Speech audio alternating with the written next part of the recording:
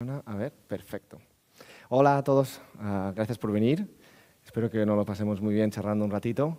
Tengo la intención de contar 4 cosillas así rápidas para que pongan un poquito de contexto a lo que vamos a hablar hoy y después pues Francesc vendrá y nos ayudará a hacer un poquito de Q&A.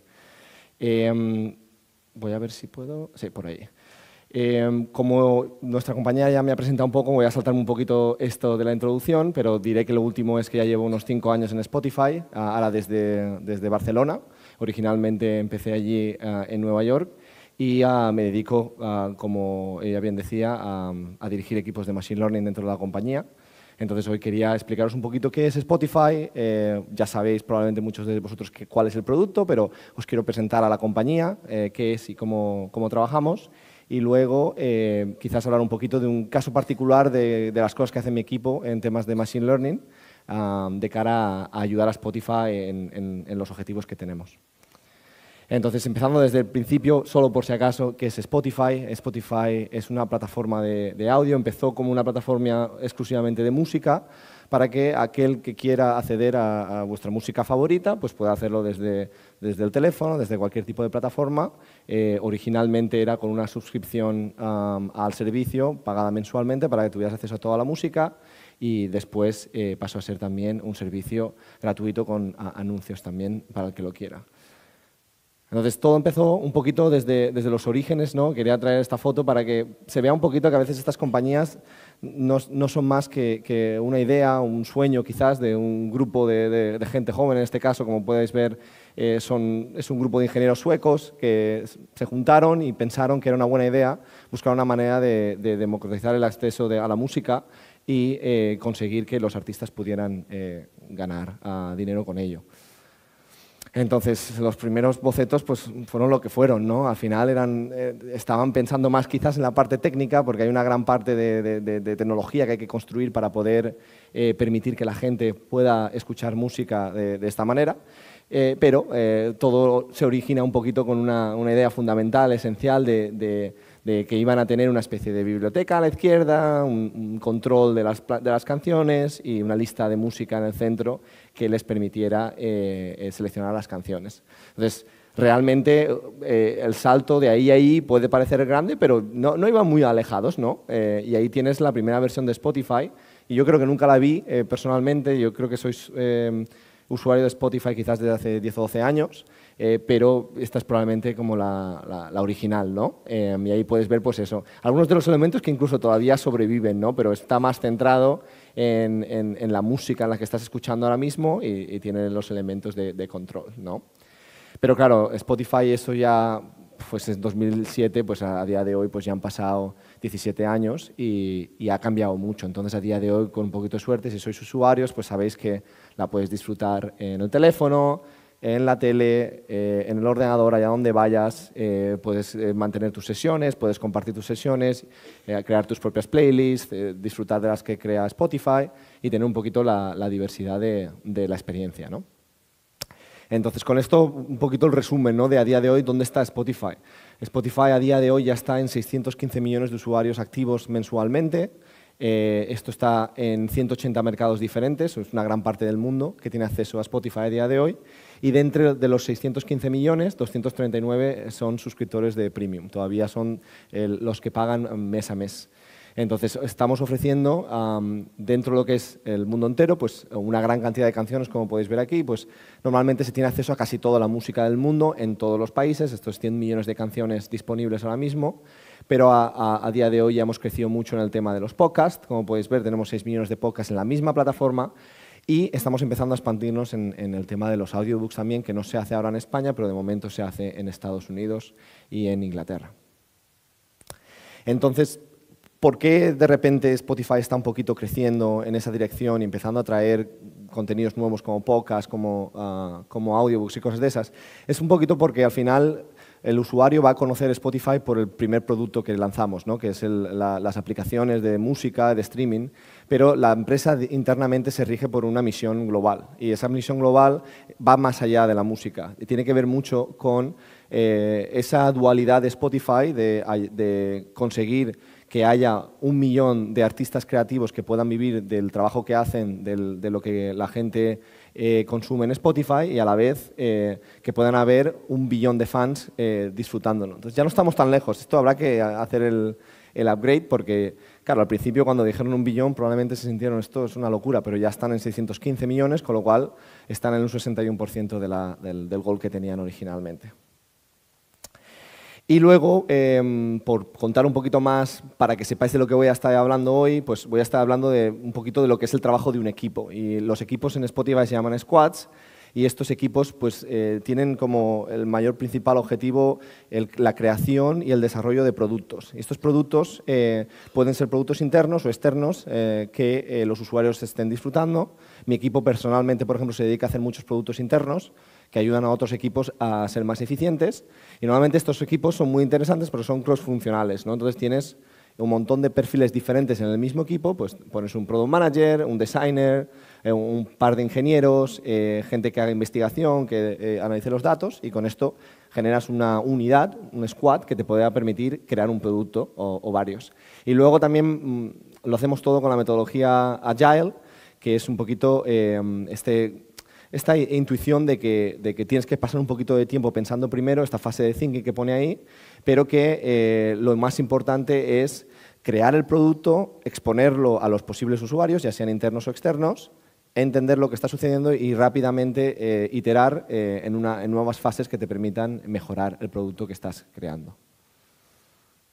Entonces, dentro de esto, sería muy complicado quizás tener una compañía tan grande como Spotify, con 7.000 trabajadores a día de hoy, 7.000 8.000 trabajadores, si no hubiera una serie de reglas. Entonces, estas reglas se marcan en términos de la cultura interna, ¿no? ¿Cómo pueden estos equipos trabajar unos con otros? Entonces, todos sabemos y entendemos que tenemos nuestros propios contratos entre unos y otros, y una parte importante que por eso es que la compañía hace, desde mi punto de vista, tanto Machine Learning, es que se espera de que todo el mundo que trabaja en la compañía sea innovadora y a día de hoy pues, innovar en la dirección de Machine Learning es una cosa muy interesante porque hay muchas aplicaciones interesantes. Entonces, precisamente, centrándonos en eso, solo quería explicaros una específica que hemos trabajado en el equipo para que os ayude a lo mejor a entender qué puede ser un producto de inteligencia artificial o de Machine Learning dentro de Spotify. Entonces, este es uno de los squads que está en mi equipo. Pero este particularmente se dedica a entender la satisfacción del usuario a largo plazo. Tiene varias palabras ahí, ¿no? Pero básicamente el squad tiene el mandato de comprender al usuario qué es lo que hace que el usuario disfrute de Spotify, pero no vale con saber lo que hace que el usuario esté contento con Spotify mañana, tiene que ser a lo largo de 5 o 6 meses, un año, porque a Spotify es una compañía que ya va pensando a largo plazo y le interesa mucho que los usuarios pues, tengan una especie de relación con Spotify durante años y décadas, si es posible, que a día de hoy hay usuarios como yo que llevan una década en el servicio. Entonces, puede haber muchos proyectos que se puedan trabajar y en este caso pues uno puede intentar entender un poquito qué es lo que hace que los usuarios se queden más tiempo en Spotify. Entonces, cuando ya vas a montar un proyecto de estos, de un producto de inteligencia artificial, lo primero que vas a hacer es recolectar datos. Estos algoritmos al final no son nada sin los datos correctos, entonces tienes que tener un poquito de cuidado de los datos que recopilas.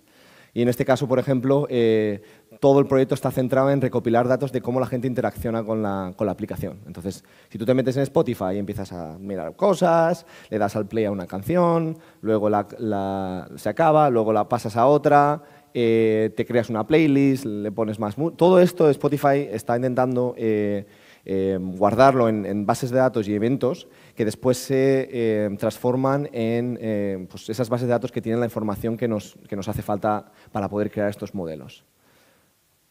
Entonces, no solo es esa la información que necesitamos, sino tenemos que tener un poco de una intuición para poder decírselo al algoritmo de qué es lo que hace que un usuario esté feliz en Spotify. Entonces, a veces se envían surveys a la gente para que la gente responda si está contenta, si lo disfruta o no, pero para poder escalar a 600 millones de usuarios hay que buscar maneras implícitas de entender si el usuario está contento o no. Entonces, una manera implícita, en este caso, que tenemos que medir es si un usuario que está en el servicio premium continúa en el servicio premium durante muchos meses. Esto es una señal de que están contentos. Puede ser que otra señal de que esté contentos es de que esté todo el día consumiendo contenido y estén probando cosas nuevas, todos los tipos de cosas que le ponemos, pues las tratan.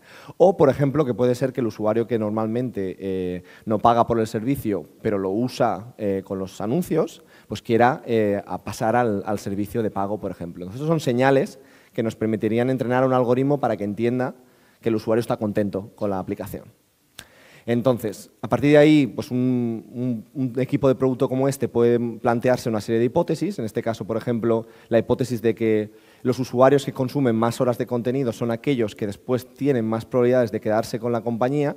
¿Tendría sentido o no? Si tú no lo usas apenas, pues seguramente lo acabarás dejando. Y si tú lo usas mucho, pues te genera valor y no lo quieres dejar. Entonces, esa es una hipótesis que en un principio sería razonable, pero que había que probar con datos y con modelos. Entonces, esto es el tipo de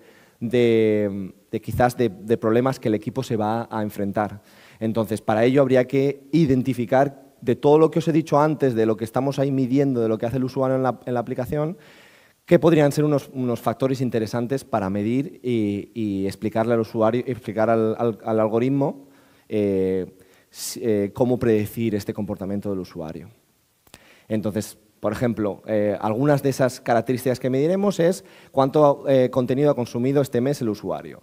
¿Ha añadido algo a sus playlists este mes el usuario? ¿Qué plan tiene el usuario? ¿Si está en familia? ¿Está en tanda? Entonces, de toda esa base de datos tan grande que contiene tantas cosas, lo vas a resumir en una serie de características y comportamientos del usuario que crees que podrían predecir su felicidad.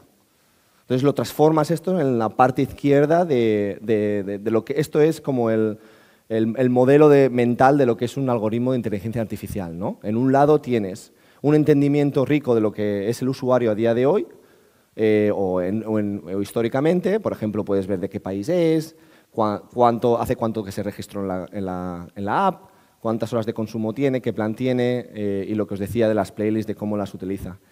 Y lo que tienes que hacer es ver muchísimos ejemplos de esto, pues digamos, por ejemplo, 1 millón de usuarios o 2 millones de usuarios. Y para cada uno de ellos mides estas características y luego mides también las características que he hablado antes de lo que nos indica su felicidad. Entonces mides, pues este usuario está contento porque se queda con nosotros en Premium. Este no, este tal. Entonces, esto lo que genera es lo que conocemos como ejemplos para entrenar al algoritmo. Entonces, los algoritmos de inteligencia artificial no son más que una pequeña, como lo puedes llamar, una pequeña cajita negra, ¿no? A la que tú le das ejemplos en los que, dadas unas características del usuario, algo ha ido bien o algo ha ido mal. Entonces el algoritmo empieza a entender, pues cada vez que me mandas a alguien que ha consumido 10 horas, pues las cosas van mal, pero que cuando consumen 20 las cosas van bien. Y el usuario está contento. Entonces es el algoritmo mismo el que empieza a ver patrones en las características de los usuarios que le permite predecir si el usuario va a estar feliz o no va a estar feliz.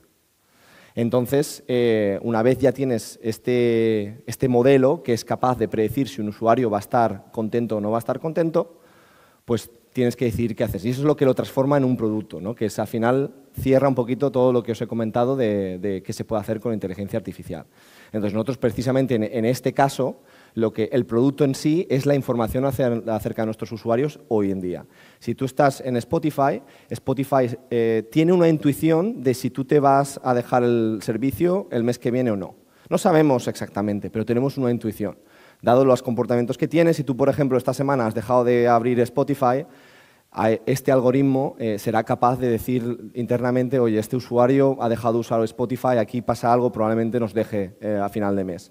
Y este tipo de información es muy útil para poder reaccionar y poder que la compañía pueda conseguir que usuarios así, pues, qué es lo que puede estar pasando, qué puede estar yendo mal para que nosotros mejoremos nuestra app.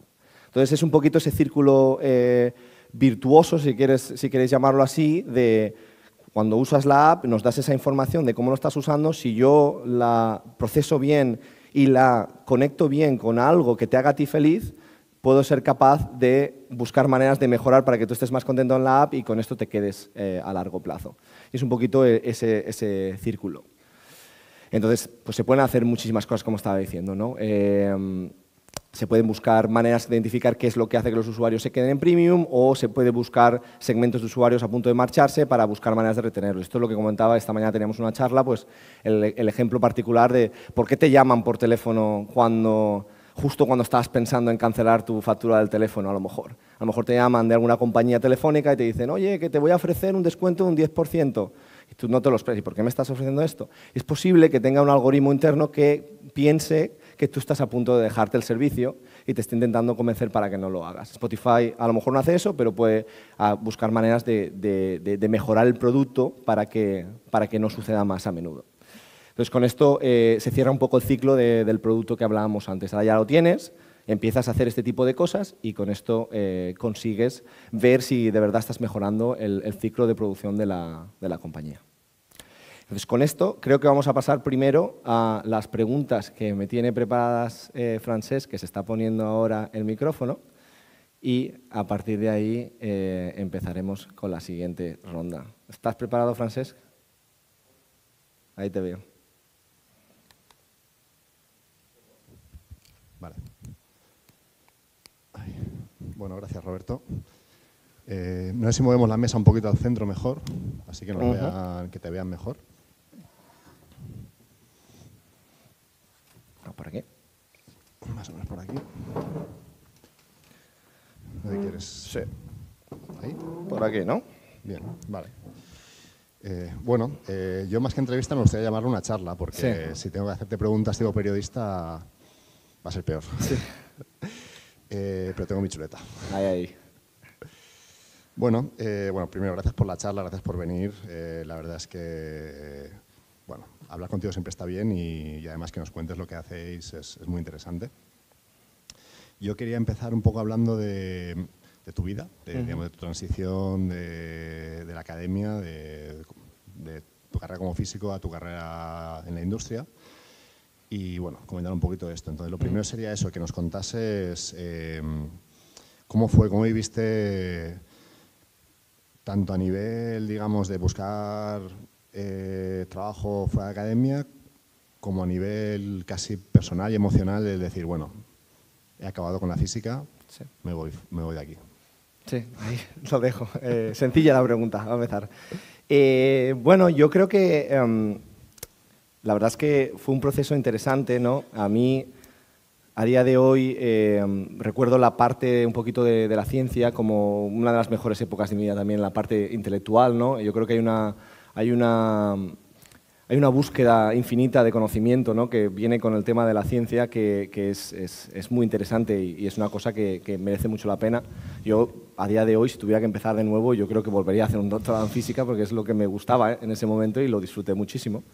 Y también quizás por las ganancias que tuve gracias a eso sin quererlo, ¿no? Porque tú te enfrentas a un doctorado que son 5 años de investigaciones, que hay momentos duros, pero hay grandes victorias y tal, y yo creo que eso te cambia un poquito la mentalidad de la manera en que aplicas las cosas. Entonces, cuando llegó el momento, yo me encontraba en Estados Unidos y se me estaba haciendo la carrera de científico un poquito complicada, repetitiva, y había una parte de ello que era más la manera en la que yo tenía que conseguir un trabajo que no me acababa de gustar. Entonces, esa parte, combinada con el hecho de que allí en Estados Unidos hay una gran facilidad para el cambio de carrera, desde mi punto de vista, porque se entiende que uno, después de 10 años haciendo física, le puede apetecer otra cosa, que esto a veces cuesta. Pues en ese momento había muchísima demanda de científicos para entrar en compañías haciendo temas de data science y no me fue relativamente difícil en aquel momento, pues precisamente porque justo estaba en Berkeley, que es una universidad que está justo al lado del Silicon Valley, que es donde están todas las compañías que hacen este tipo de cosas. Entonces, en aquel momento vi una alfombra roja y la pasé, y quizás al principio con un poquito de miedo, pero luego cuando empecé a trabajar y empecé a ver que me lo estaba disfrutando y que realmente manejar mi carrera en Data Science y Machine Learning era muchísimo más agradable que en ciencia, me pareció que era un buen trade-off, ¿no? Como de los americanos, bueno, he ganado una cosa, he perdido una cosa, pero está bien. Y luego, justo que ahora se ha puesto tan interesante esto de la inteligencia artificial, pues creo que captura también un poco la parte intelectual que capturaba el tema de los exoplanetas, por ejemplo. Entonces, ahí también hay interesantes cosas. Ya. Vale. Bueno, dices que estás en Berkeley y te pasas a una industria, por lo que presentabas antes en tu biografía. Empiezas en una startup bastante pequeña o, bueno, no tan conocida como Netflix y Spotify, ¿Cómo es trabajar en una startup de estas, ¿no? Porque nosotros las startups, para mí, que soy físico, es como algo que existe, pero nadie sabe, nadie ha estado ahí. Sí. Entonces, ¿cómo es el entorno? ¿Tiene algo que ver con la academia? ¿Hay mucho estrés, mucha tensión, mucha caña de trabajar 20 horas al día? Sí, la verdad es que lo curioso es que desde fuera uno puede pensar cómo es trabajar en una startup, pero realmente los que trabajan en estas startups saben que depende mucho del ciclo donde está la startup, ¿no? Están las early stage startups, donde está todo por ver, no se sabe nada, es todo muy confuso, y luego, pues eso a lo mejor es una compañía de 5 o 10 personas, no saben ni siquiera si van a tener dinero para pagar las facturas dentro de 2 meses, entonces ese es otro tipo de estrés. Que luego, conforme va creciendo, se van haciendo rondas de financiación y se va estabilizando la compañía. Yo ya entré en mi compañía, la primera en la que trabajé, habrían unos 500 personas, entonces estaba bastante estabilizada, pero sí que es verdad que había una sensación de emoción, una emoción de podemos hacer todo lo nuevo que se nos ocurra, podemos tal, entonces como que esa parte conectaba muy bien con la parte científica de exploración, de cosas nuevas y tal y cual, que después, conforme una empresa se va haciendo más madura, se va volviendo un poquito más de, no, es que tenemos que hacer las cosas que nos van a permitir crecer la compañía en esta dirección específica o aquella. Entonces yo creo que sí, hay mucha más conexión entre una startup, sobre todo cuanto más joven sea, y la academia, que quizás es una empresa un poquito más madura, pero sí que he escuchado de amigos que es bastante duro la cantidad de horas de trabajo que echan. Sí. ¿Crees que es mejor si pasas de la academia a la industria tener la oportunidad de pasar por una startup así o si te contrata Spotify te vas a Spotify directamente? ¿Cómo harías ahora? Depende. Yo creo que depende de qué estés buscando. Si estás buscando algo divertido, intenso y guay, sí, la startup, pasa por la startup y tal, pero yo creo que cuando te metes a una compañía grande como Spotify, es como si estuvieras haciendo un máster pero a lo bestia. Entonces, porque estás todo el rato aprendiendo, tienes gente muy profesional, es como que está todo mucho más establecido y es como está todo mucho más guiado. Es casi como la diferencia entre hacer una carrera que te dan el currículum y que sabes todo lo que tienes que hacer y aprendes y tal, como alguna startup es un poquito como que tú te miras el libro que te apetezca, te aprendas lo que te da la gana y vas tirando. Entonces, depende de los objetivos de cada uno. Pero vale. Vale, bueno, ahora vamos a pasar a hablar un poco más de la parte de Machine Learning. La pregunta obvia es, ¿cuándo va a llegar Terminator? ¿Cuánto miedo tenemos que tener a Skynet? Sí, sí que es la pregunta típica, ¿no? Yo creo que se habla mucho ahora en las noticias, ¿no? de la inteligencia artificial y de lo que puede hacer, lo que puede dejar de hacer. Yo soy personalmente una persona más cauta y viendo lo que hacen ese tipo de algoritmos me da la sensación de que tenemos bastante capacidad para controlarlos siempre que hagamos las cosas con cabeza. Entonces, como os decía, ¿no? Un algoritmo solo aprende si le das ejemplos. Entonces, para mí me parece importante que cuando entrenas un algoritmo le des la información correcta. Por ejemplo, coger un algoritmo y que aprenda todo lo que hay en Internet es un poco arriesgado, porque claro, no sabes qué información le estás pasando y quizás esté aprendiendo cosas que no tocan. Entonces yo creo que esa parte, siempre que tengamos un poquito de cabeza en cómo entrenamos los algoritmos y qué información le demos, no va a haber problema. Pero sí que es verdad que es muy interesante todo el tema de la robótica y cómo se conecta con la inteligencia artificial y todo lo que se está haciendo por ahí. Yo creo que quizás pues esos robots que nos puedan ayudar y que nos puedan permitir hacer ciertas cosas, pues igual sí que los vemos en nuestra vida. No creo que sea una cosa de 3 años, pero puede ser una cosa de un par de décadas. Bueno, de hecho, Tesla ya anunció que iba a sacar un robot por unos miles de euros.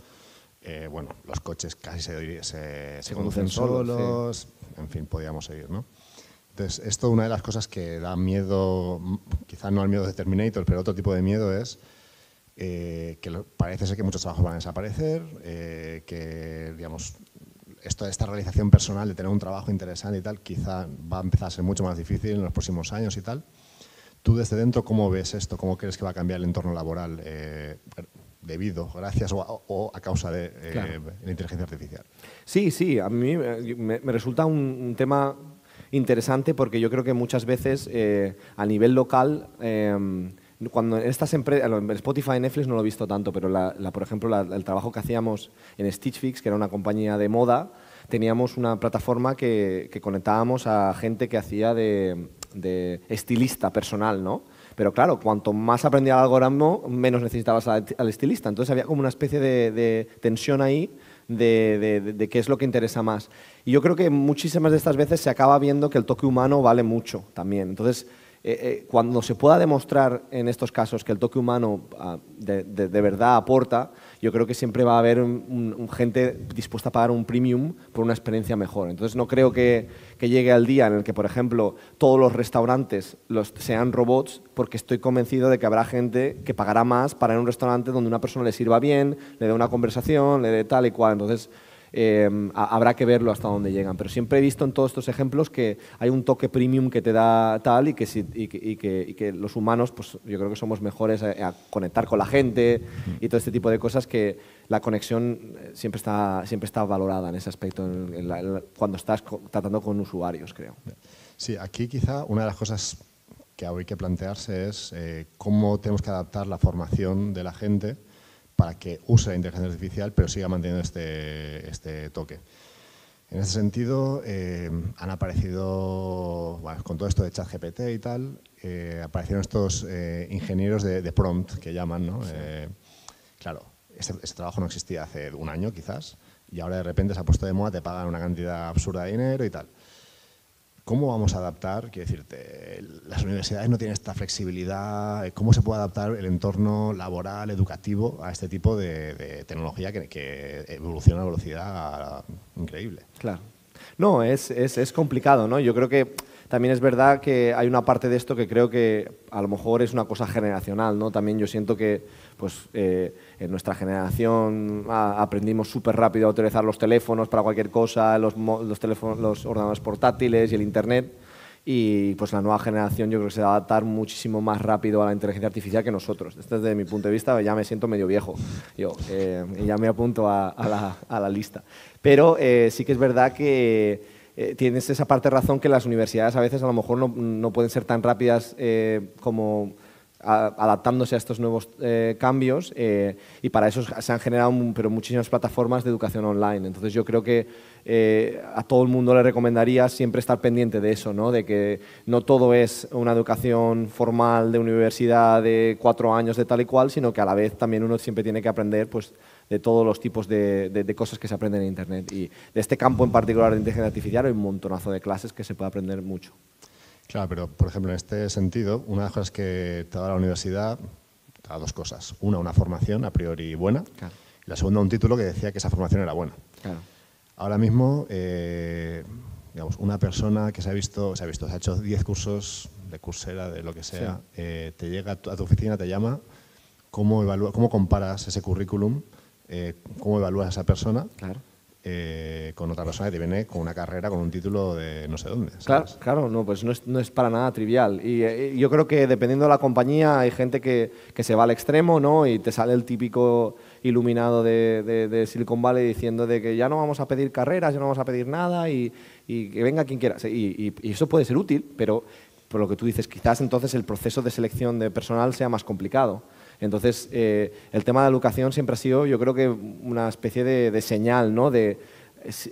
La gente que viene de estos estudios, que ha hecho estas cosas, pues normalmente lo hace bien, con lo cual asumo que lo hace bien, pero si no tienes ese tipo de información, pues tienes que personalizar un poquito la selección de empleados, y quién sabe, hay gente que está empezando a pensar que vamos a ir más a tender hacia todo ser un poquito autónomos, ¿no? De quizás todos trabajamos por proyectos y dices, pues te voy a hacer un proyecto de 3 meses y me contratas para eso, te lo hago, y si te lo hago bien, esa es mi habilidad, ¿no? Ya te puedo mostrar el trabajo y al siguiente que venga tal. También eso es un poco quizás exagerado, ¿no? Pero yo siento que las compañías pues te hacen un proceso de selección, si lo pasas te dan la oportunidad, y si funciona bien, y si no, pues habrá que buscar otro. Sí, en este sentido eso es bastante arriesgado porque, por ejemplo, desde mi punto de vista de la academia, ¿no? Esta presión por publicar, que lo tienes que sacar 3 papers al año, 10 papers al año, lo que sea. Hay problemas que son más difíciles que eso. O sea, tú no puedes... existe el famoso teorema de Fermat, que es un señor 7 años, 200 años después, 7 años trabajando para publicar un artículo que al final ni lo publicó. Claro, si tú vas y dices, no, en 3 meses te hago esto, y eso se generaliza, ¿no crees que vamos a perder esta capacidad de enfrentarnos a retos importantes? Entonces, ¿cómo ¿cómo ves que la inteligencia artificial ahí puede, por una parte, restar y por otra parte, apoyar este ataque a estos grandes retos? Así es, así es. Sí, mi argumentación sería que ya está pasando un poco, ¿no? De que ya se está viendo un poquito que muchos de los problemas que se resuelven en la sociedad son más cortoplacistas, quizás que lo que se hacía antes, que podía ser un poquito más pensado. Entonces, la única solución que podemos implementar a esto puede ser el tener la capacidad, que esto sucede mucho en las compañías, de enfrentarte a un problema grande, pero partirlo en trocitos pequeños que se puedan hacer. Entonces, yo, por ejemplo, en Spotify tenemos estrategias que planteamos de 2 a 4 años, pero tenemos que plantear lo que llaman un roadmap de cuáles son las cosas que se va a hacer en cada uno de los próximos años, poco a poco, para construir y llegar hasta ahí, ¿no? Como una especie de multifase. Y entonces, claro, si tienes una habilidad buena para ver un problema complicado, pero luego partirlo en trocitos que se puedan hacer en 3-6 meses, pues se podría llegar a resolver. Pero claro, no todo el mundo va a tener esa visión y lo más sencillo sería resolver problemas cortoplacistas, como dices tú. Vale, vale. Hablando un poco de tu charla, una de las cosas que has hablado de esto de los productos, ¿no? Tú tienes un producto que es una parte de Spotify y tal. Bueno, y después, o sea, una de las cosas que planteas aquí es que tú le haces una pregunta a tu red neuronal o a tu algoritmo, lo que sea. Pero, ¿quién plantea estas preguntas? En el caso de Spotify en particular, pero en otras empresas o, digamos, en general en la industria, ¿quién es el encargado de plantear estas preguntas o cómo se llegan a estas preguntas? Claro, es que depende un poquito del tipo de producto. En este caso, el producto de que estamos hablando es un producto interno, entonces los que plantean las preguntas pues son o gente del negocio que está buscando un entendimiento de la estrategia de la compañía, o el propio Product Manager que está intentando describir a la compañía cómo puede cambiar la estrategia debido a los datos que tenemos, o pues, Data Scientists que puedan entender un poquito lo que está sucediendo, ¿no? Pero yo creo que la gracia está en que la gran mayoría de productos están dedicados exclusivamente a cómo puede interaccionar el usuario con el producto, y básicamente el producto vive o muere fundamentalmente de cómo interacciona el usuario con él. Entonces, si tú creas un tipo nuevo de playlist que es muy interesante desde tu punto de vista, pero tiene un algoritmo súper pepinaco que te encanta, y lo pones ahí y luego resulta que a todo el mundo le da unas recomendaciones malísimas y la gente no lo interacciona, pues este tipo de proyectos no funcionará. Entonces, yo creo que a veces no nos damos cuenta de que en la manera en la que tú estás interaccionando con Spotify, estás diseñando Spotify. Porque si tú utilizas algo que te gusta mucho muchas veces, le estás diciendo a Spotify que eso es algo bueno y por lo tanto Spotify hará más cosas así. Entonces, a veces los usuarios no se dan cuenta de esa parte, que me parece muy interesante. No, es como un baile entre Spotify y los usuarios, de yo te hago uno nuevo, tú lo pruebas, te gusta, vuelve y ahí va mejorando o no. O igual, si no sabemos entenderte lo que me estás diciendo, igual se va al carajo. O sea, hay un equilibrio un poco entre esa interacción del usuario y la visión de CEO y el resto de los managements de, bueno, te propongo esto y le preguntas al usuario a través de análisis de datos si funciona o no, ¿no? Exacto. Vale. Bueno, también relacionadas con el tema de algoritmos y machine learning y todo esto, una de las cosas que a mí en particular me preocupa es en qué dirección va esto, en el siguiente término. ¿Va en la dirección de que vamos a ser todos más iguales o va en la dirección de que vamos a explotar nuestras diferencias para disfrutarlas, en el buen sentido de las diferencias? Y te pongo ejemplos, ¿no? Cuando tú y yo éramos jóvenes, se escuchaba bastante variedad de música y música, por ejemplo, en Valencia, pues música en valenciano, etcétera. Ahora tú vas a Valencia, vas a Donosti y escuchas reggaetón, que bueno, está muy bien y tal, pero se escucha siempre la misma música en casi todos sitios. Sí. Entonces, yo tengo algo de miedo de perder esta música especial de cada sitio, esto de ponerte una música de no sé qué, de Polonia y esto es nuevo, tal, no sé qué. Él no es capaz de descubrir estas cosas. Entonces, bueno, en el caso particular de Spotify, pero en general, ¿ves que la inteligencia artificial nos va a llevar en esta dirección de ser todos más planos o que vamos a ser capaces de encontrar cosas que están ocultas para nosotros? Sí, yo creo que son dos efectos que están sucediendo a la vez que van en direcciones contrarias, ¿no? Yo creo que una parte de esto es quizás la capacidad que pueda tener los algoritmos de de alguna manera reforzar lo que tú estés haciendo y crear lo que se conocen como estas echo chambers, ¿no? Que le llaman, como las cámaras de eco, en las que tú utilizas escuchas un tipo de música, el recomendador entiende que eso te gusta a ti, te lo empieza a repetir y no sales de ahí. Entonces esto siempre hay que intentar evitarlo y puede generar este tipo de situaciones, sobre todo lo que tú dices, si el algoritmo está entrenado a nivel global y está entendiendo que al 90% de la población le gusta reggaetón, a lo mejor no es lo suficientemente inteligente como para recomendar no reggaetón a los otros 10%. Entonces acaba ganando la mayoría, que es el 90%, y acabas teniendo una experiencia. Entonces, de ahí el término personalización, porque técnicamente debería de aprender que al otro 10% le gusta otra cosa. Pero en la otra dirección sí que me di cuenta, trabajando en Netflix, por ejemplo, que me pareció muy, muy claro, la explosión del contenido internacional dentro de países como Estados Unidos, que esto no se veía, pero yo no recuerdo algo como La Casa de Papel o no recuerdo algo como lo del juego del calamar que hubiera sucedido a un nivel internacional de esa manera. Entonces, están las dos cosas pasando a la vez, ¿no? Tienes una plataforma que le permite a algo como La Casa de Papel, que lo verían 2 millones de personas en España, que de repente lo vean 50 millones de personas en todo el mundo. Entonces, esa parte no sé qué va a ganar de los dos, pero la gente que hace estos algoritmos está pendiente de esto porque saben que esto hay que cuidarlo bien. Te puede salir Una Casa de Papel o un juego de calamar. Exacto.